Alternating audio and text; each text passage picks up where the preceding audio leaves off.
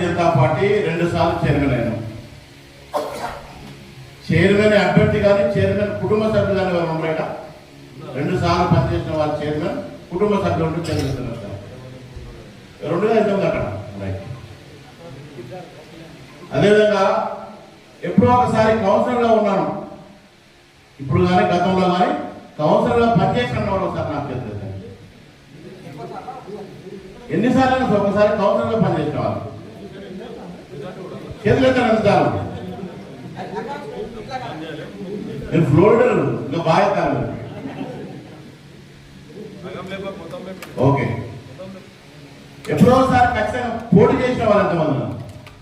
మేము పోటీ చేశాము.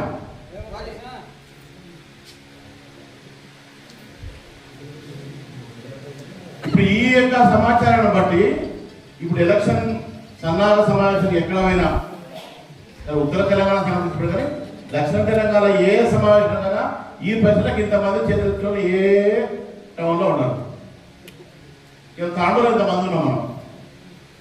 ఇది ఒక సూచిక, మనం సన్నద్ధం కావడానికి కోసం ఇది ఒక సూచిక. అదేవిధంగా మన రేపు లక్ష్యం ఇక్కడ జెండా ఎగరేయాలి, బీజేపీ జెండా ఎగరేయాలి.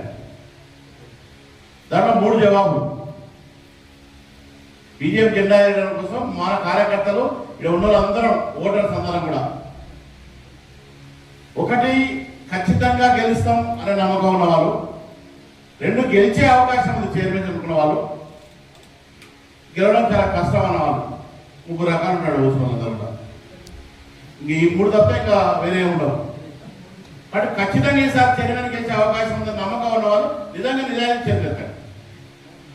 ఖచ్చితంగా చైర్మన్ గెలుస్తామని నమ్మకం ఉన్నవాళ్ళు రైట్ సగసామెత కానీ అవకాశం ఉంది, మనం కష్టపడితే అవకాశం ఉంది చైర్మన్ స్థానం గెలుస్తాను.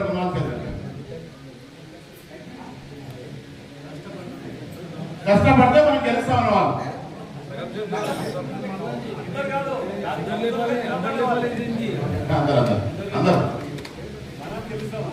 అందరు లేదు. ఎంత కష్టపడా ఏం చేసినా గెలవాలని చేతులు ఎత్తాడు, నిజంగా ఎత్తాడు, పర్లేదు ఏం కాదు. కానీ అట్లా ఉన్న వాళ్ళు ఉంటారు కానీ పెడతలేరు అంతే. ఏ కష్టం సార్ గెలిచేది అంటూ ఉంటారు, లేకుండేవాడు కానీ ఇప్పుడు ఎత్తారు. కౌన్సిలర్గా నేను నిలబడడానికి రిజర్వేషన్కి అనుకూలంగా 36 సీట్లలో 18 మహిళలకు వచ్చినాయి. అంతే కదా, 18 మహిళలకు వచ్చినాయి. ఈ 18 మహిళా స్థానాల్లో అంటే మహిళలు 4 ఉన్నారు, 18 మంది కదా. కాబట్టి 18 మహిళా స్థానాల్లో వ్యక్తిగా నేను రెడీ ఉన్నా, ప్లస్ మా కుటుంబ సభ్యులు అమ్మ కానీ అక్క కానీ మన శ్రీమతి కానీ ఎస్ వీఆర్ రెడీ. 18 స్థానాల్లో ఇక్కడ కూర్చున్న వాళ్ళలో ఎంతమంది సిద్ధంగా ఉన్నారు? అది అభ్యర్థులు, రెండవది ఇంటి వాళ్ళు కలుపుకోండి, ఎందుకంటే అంతమంది లేరు కావాలి. ఎంతమంది ఉన్నారు సార్ ఇప్పుడు? 1 2 3 4 5 6 7 8 9 10 11 12 13 14 15 16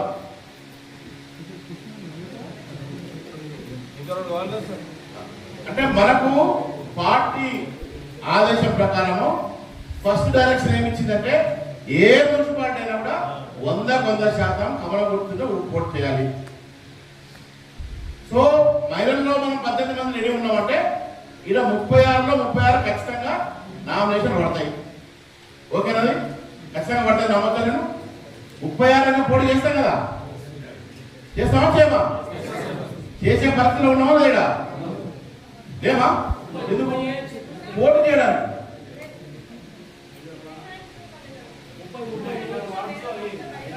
రీజన్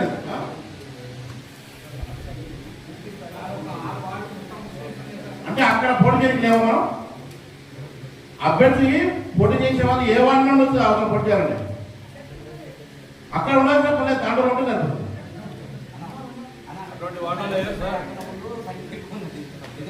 రిజర్వేషన్స్ ఏమైనా గుర్తుపెట్టుకోండి, ఇది లేకపోతే నెక్స్ట్ పోలే మనం కిషన్ రెడ్డి గారి డైరెక్షన్ లో పనిచేయాలి.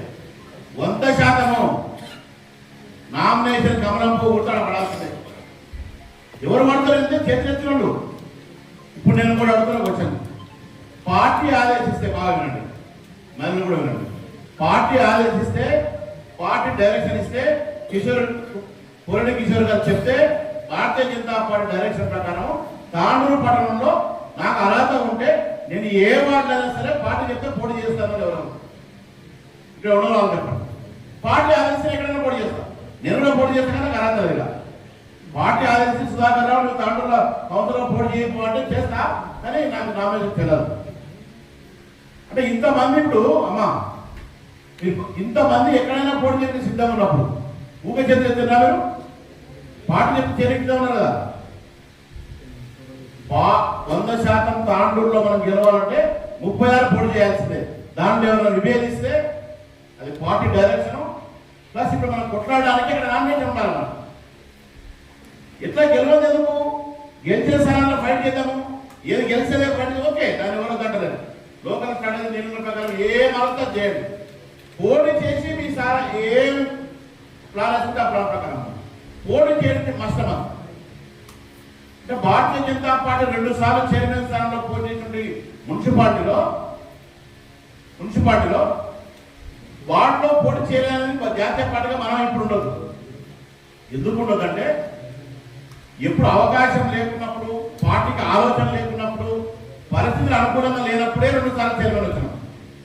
ఇప్పుడు బయట పరిస్థితులు అనుకూలంగా ఉన్నాయి, పార్టీ చాలా సీరియస్ ఉంది.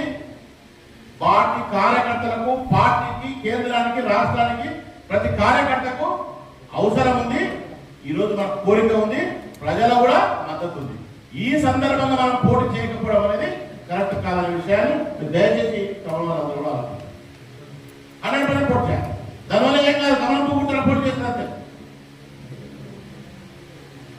ఇప్పుడు నేను నాగరికర్నూలు జిల్లా అధ్యక్షుడిగా ఉన్నా, కొల్లాపూర్లో పోటీ చేసిన.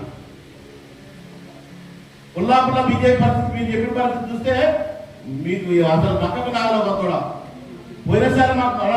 పోయినసారి మున్సిపాలిటీ ఎలక్షన్స్ లో మొత్తం మున్సిపాలిటీ కలిసి ఓట్లు వచ్చినాయి తెలుసా? 350 మొత్తం మున్సిపాలిటీ, ఒక వార్డు కాదు. పోయినసారి ఎమ్మెల్యే పోటీ చేసి ఓడిపోయిన తర్వాత టౌన్ లో, కానీ పోటీ చేసి మొత్తం 100% పోటీ చేసింది తెలుసా? BJP first. ఏమన్నా ఇంకో పెద్ద గమనిక విషయం తెలుసా? ఒక వార్డులో ఓట్లు ఎన్ని వచ్చింది తెలుసా? 0 అంటే ఆయన కాడ ఓటు లేదు. విషయం ఏంటంటే భారతీయ జనతా పార్టీ స్టాండ్ 0 కాదు. నాకు లోపల పాతాల్లో ఉన్న కాన్స్టిట్యూన్సీలో భారతీయ జనతా పార్టీ ప్రజలకు ఎట్లా తీసుకుపోవాలని చెప్పి ప్రయత్నంలో బాగా జరిగింది. అది ఇక్కడ అవసరం లేదు, ప్రజలకు తెలుసు.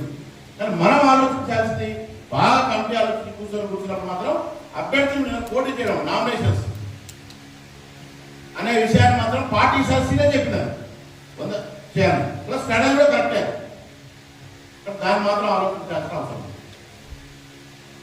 ఈరోజు మనము ఎక్కడైనా పోటీ చేయించిన ఉన్న కార్యకర్తల పార్టీకి బీజేపీ. ఎందుకంటే మనం కమలం జెండా కోసం పనిచేస్తున్నాం, మన ఎజెండా కోసం పనిచేస్తున్నాం, మన సిద్ధాంతం కోసం పనిచేస్తున్నాం, మన కోసమో మన నాయకుల కోసమో మనం పనిచేస్తలేం మనం. కాబట్టి మన సిద్ధాంతం కోసం పనిచేస్తున్నాం కాబట్టి పోటీ చేయాల్సిన అవసరం ఉంది అనేది ఒకసారి మనం కార్యకర్తలతో ఆలోచిస్తాం. తర్వాత 36 వార్డుల గంటక పరిగి మీటింగ్ పోయించినాం. 18 వార్డులు ఉన్నాయి, 2 వార్డులు తప్ప మిగతా 16 వార్డులకి వెళ్ళి అటెండెన్స్ ఉంది. చేతులు అయితే 36 దగ్గర నాకు తెలిసి 50% వాళ్ళ కంటే 50% వార్డుల సంఖ్యనే ఉంటుంది. నాకు తెలిసి 10-15 వార్డుల 0 సంఖ్య అటెండెన్స్ ఉంటుందని నేను అనుకుంటున్నాను. ఈ సంఖ్య బట్టి చూస్తే 36. కారణం ఏమైనా ఉండొచ్చు. ఏది సమావేశం ఊరికి ఎప్పుడు మీటింగ్ ఎందుకు, మన పని మనం చేసుకుందాం, ఎట్లా గెలుస్తున్నాం, గెలవాలి, మన పనుల మనం ఉందని ఉండొచ్చు, సమాచారం ఉండకపోవచ్చు. తర్వాత మనం డైరెక్షన్ వచ్చిన తర్వాత పనిచేద్దాం, గెలిచే నమ్మకం ఉండొచ్చు, ఏదైనా ఉండొచ్చు. కానీ ఇప్పుడు ఈ నెల రోజులు దయచేసి ప్రతి కార్యకర్త, ప్రతి నాయకుడు భారతీయ జనతా పార్టీ నిజమైన కార్యకర్త అయితే అన్ని పక్కన పెట్టి ఏది ఆలోచించకుండా, ఎందుకంటే తాండూరు లాంటి మున్సిపాలిటీలో మాలాంటి వాళ్ళ ఫ్యూచర్ ఆధారపడి ఉంది. తాండూరులో కూడా మన మున్సిపాలిటీ గెలవలేదు అంటే రాష్ట్రంలో సిగ్నల్స్ వేరే ఉంటాయి. ఎంతో మంది మేధావులు, ఇంటెలెక్చువల్స్ ప్రొఫెసర్స్, మామూలు పబ్లిక్ భారతీయ జనతా వైపు చూస్తున్నాం. ఈసారి బీజేపీకే ఇస్తున్నాం. వాళ్ళు బాగా చూస్తున్న సమయంలో మన ఛాన్స్ లేకపోతే మనం ఎవరైనా కాపాడాలి. ఈసారి రాష్ట్రంలో బీజేపీ రావాలంటే తాండూలో గెలవాల్సిందే. కొల్లాపూర్లో గెలవాలనుకుంటున్నాం. మనం తాండూలో గెలవాల్సిందే. మన కష్టము, మన శ్రమ, మన త్యాగము అంతా రేపు ఎలక్షన్లో చూపాలి. ఇలా మీకు ఇన్ఛార్జిగా, జిల్లా ఇన్ఛార్జిగా నేను రావడం జరిగింది. ఇప్పుడు మున్సిపాలిటీ ఇన్ఛార్జ్ రావడం జరిగింది. ఇద్దరే సాక్ష్యం ఈరోజు మీరు మీ ముందర కళ్ళ ముందర ఇద్దరే సాక్ష్యం. మీ ఇద్దరు నేను ఎలక్ట్రిసిటీ బోర్డులో ఇంజనీర్గా పనిచేస్తున్న వ్యక్తిని, 10 సంవత్సరాల జీవితం ఉంది అని వదిలిపెట్టి భారతీయ జనతా పార్టీ ఆకర్షితులై 10 సంవత్సరాల సర్వీస్ రిజైన్ చేసి ఏ పార్టీ ఏమాత్రం నేను కొల్లాపూర్లో ఈరోజు బీజేపీ కోసం, బీజేపీ ద్వారానే తెలంగాణకు, బీజేపీ ద్వారా కొల్లాపూర్ నమ్మిన వ్యక్తి ఈరోజు బీజేపీ పనిచేస్తుంది.